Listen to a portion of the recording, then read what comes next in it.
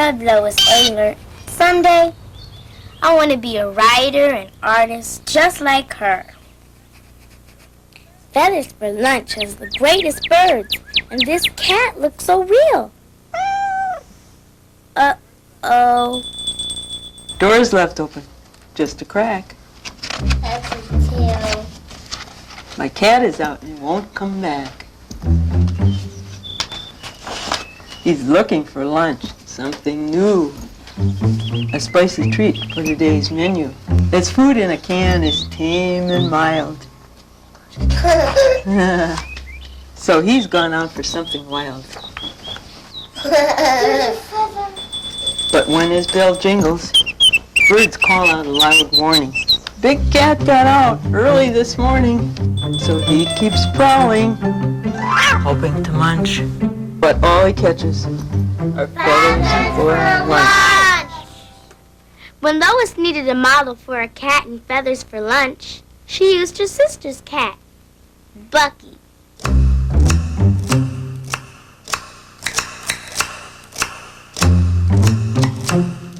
The ideas for my books come from things that I know and love.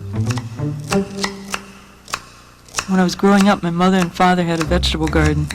I loved working with them in that garden. We would plant the seeds and sprouts. Then we'd water them and watch them as the sun helped them grow. When the vegetables were ripe, we'd pick them and bring them in to eat.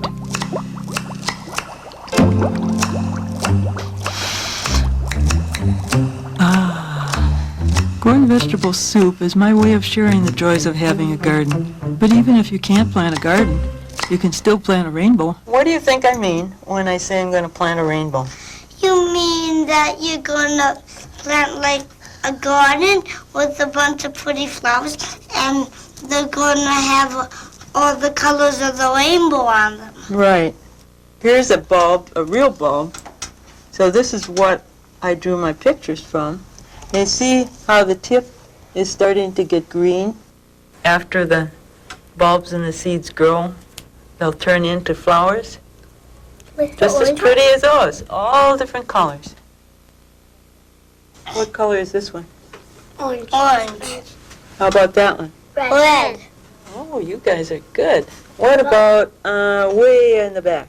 Yellow. See this carnations? It kind of looks like orange. Yeah, it's sort of a reddish orange, isn't it?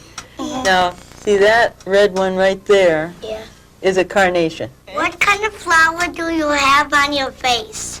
Oh, I don't know. Tulips. One, I grew up in Beaver Dam, Wisconsin. Everyone in my home always seemed to be making something. My mother liked to sew, so she gave me beautiful cloth scraps. My dad had a basement workshop, and I always had a ready supply of art materials. When I was little, my mom and my dad said that I could have a card table and leave it right downstairs where everybody would see it as they were coming in and out of the house. And I could keep my art materials on it. And when I had time, after school or on weekends, I could go there and I could work. Everybody else might have thought it looked a little messy. But to me, something was happening there. Something artful was happening. The things I collected weren't things other people would collect. They would probably throw them away. But you know, like a foil gum wrapper, how beautiful that is. It would make just a wonderful fish scale or an eye of something, or buttons from my mom. I was always picking around, looking for things, and just seeing what I could use to turn something into something else. Lois discovered that if she cut shapes out of paper or cloth, she could move them around till she got them just where she wanted them, then glue them down.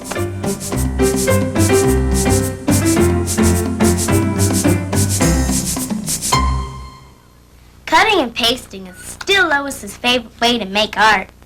She uses it in all her books.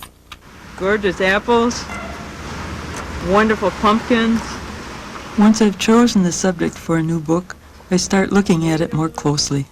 For eating the alphabet, I went to one of my favorite places, the grocery store. I wanted the fruits and vegetables I painted to look so juicy and tempting that you'd want to pick them up and eat them. Every week I would pick out vegetables and fruits that began with one letter of the alphabet. I would study them, and then I'd paint them. When I finished those, I'd come back and find fruits and vegetables that began with the next letter. Today is an A day. Brussels sprouts. Nope, not today. Nice looking spinach, but not yet. Nice celery. Not on the list. This is what I want. Good. Artichokes are on my list. Asparagus, that's on the list too.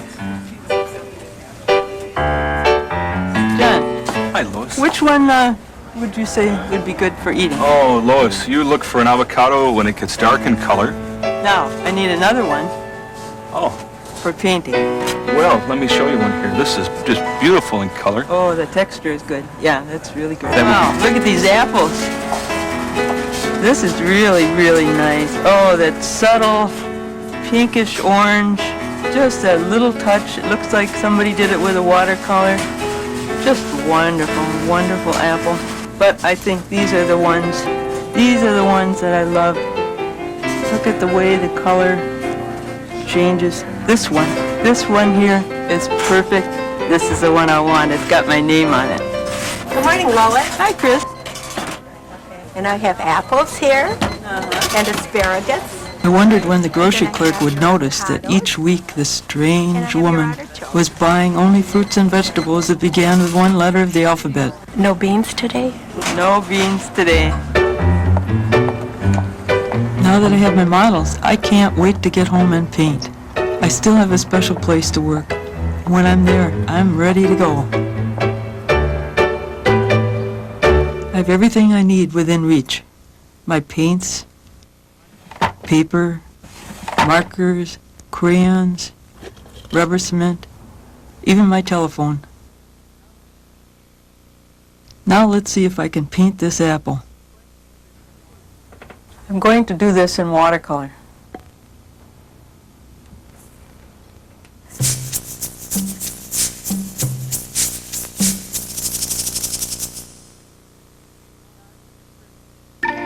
Now, I'm never certain how this is going to turn out. Ooh, that's a nice one. Wow. I begin by mixing my colors right on the paper surface. And just watching what develops. I've just let the color itself just wander around, always bearing in mind what you're trying to do, which is an apple in this case. So while that paper is drying, I'm going to be sketching. I'm going to be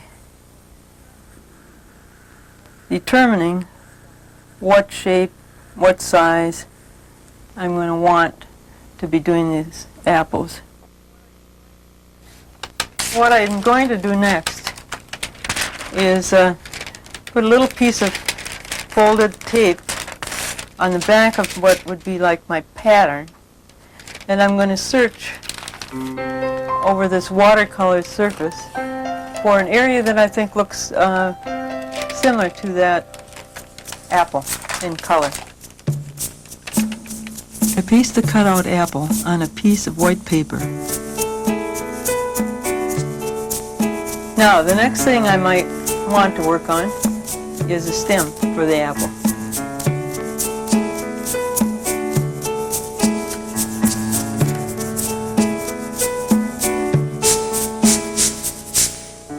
I think I like this one the best. It's because of the color, the way the color flows here from the green to this yellowy, orangey, greenish part, and then the brighter red on the bottom here. Somebody else looking at these three might pick this one or this one. Seeing as I'm doing it, I get the choice. I'm picking this one. I think I've got an apple that I like. I think I'm going to eat this one.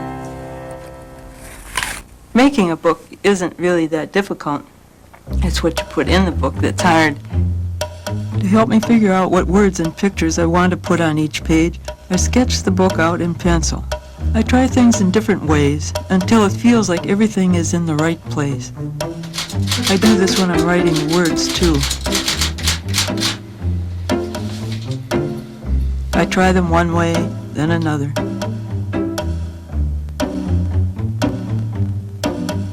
Sometimes I find out I don't need as many words as I thought. The pictures can tell a lot of the story. One of the books that I've done is called Mole's Hill. It's an Indian folk tale set in the state of Wisconsin, where we live. So I tried to use things in the story that relate to the Native Americans who live in this part of the country. I especially like the patterns they made by folding and sewing together brightly colored ribbons. These are the things that really give me ideas about my artwork. Do you copy the patterns or do you get them in your head? Well, I don't really copy it, but I record it in my brain, as you probably do every day of your life, if you're creative. You see something and you remember it. I wouldn't take any one of these in particular, but I would really take the idea, the look of their beautiful beadwork, for example, and then I would make my own patterns. When did you first think that you would do Native American books? I've always enjoyed it. Whenever I come to the museum, I always come to this area first and look at all the things. So I guess that might have been one of the things that inspired me.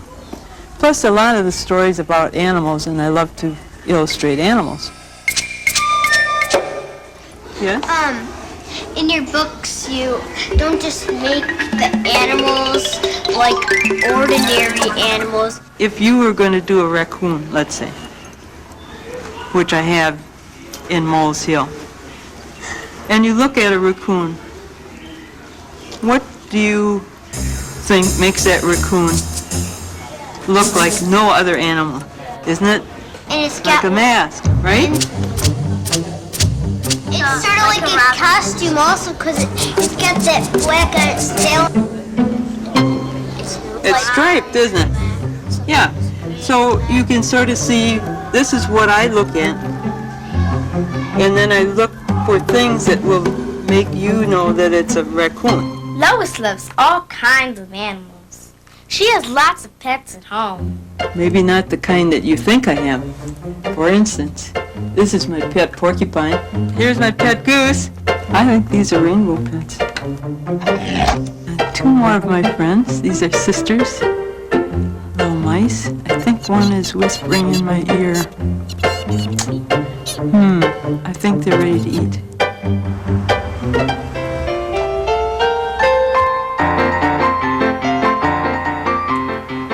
I always carry peanuts in my pockets because whenever I go out, I feed the neighborhood squirrels.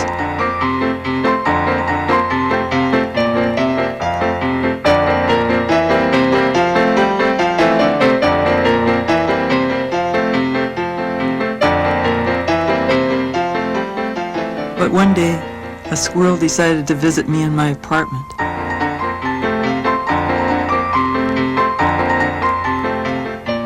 I thought it was so funny, I wrote a book about it called Nuts to You.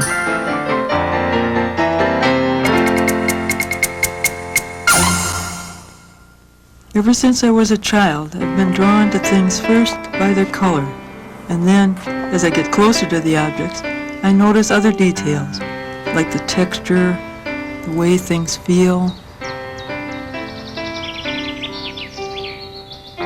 What I'm doing here is trying to capture, with this rubbing, the texture on this beautiful maple tree.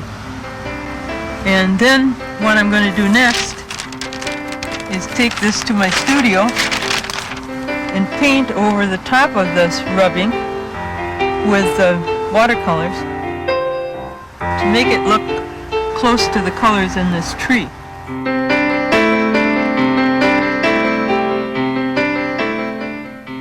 might surprise you to know that I even glued down real fabric and tree roots to make some of the artwork in red leaf, yellow leaf.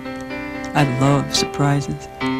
There's something in this book I don't think you know. Now, see this page?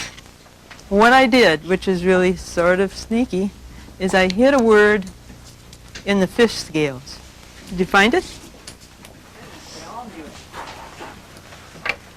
What is it? Fish. Right.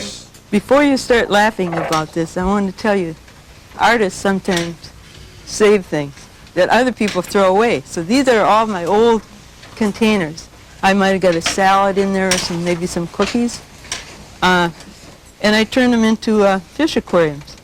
What I'm going to ask you to do is to make your own aquarium. So you can do any kind of fish you want to. If you need some ideas on fish, I brought some books of photographs of fish. But on the other hand, maybe you've got an idea for a fish that nobody's ever seen. That would be good too. Can I make a starfish? Sure, I think that'd be great.